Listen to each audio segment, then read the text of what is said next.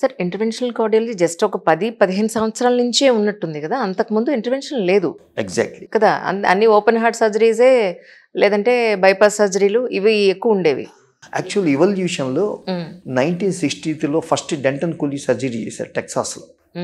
అతను 1977లో doctor Gruentzig German physicist ఈ యాంజియోప్లాస్టీ అనేది మొట్టమొదట 10 కేసులు చేసి he presented in the TCT, which is a prestigious international interventional conference in the United States, and showing almost the advanced technology and established modality of treatment for clearance of blocks without any operation. So ఆ తర్వాత 85-90 మధ్య ముఖ్యంగా technology మనకి ఇంకా రాలేదు. అప్పుడు clinical cardiology ఉండేది. అంటే మనకి మిగతా ఫిజిషియన్స్ లాగా మనం జస్ట్ రొటీన్గా ఈ ప్రిస్క్రిప్షన్స్ రాయటము, మందులు రాయటము, క్రిటికల్ కేర్లో పేషెంట్స్ని మానిటర్ చేయటం, ఇవన్నీ ఉండేది కార్డియాలజిస్ట్. అది క్లినికల్ కార్డియాలజీ అనమాట.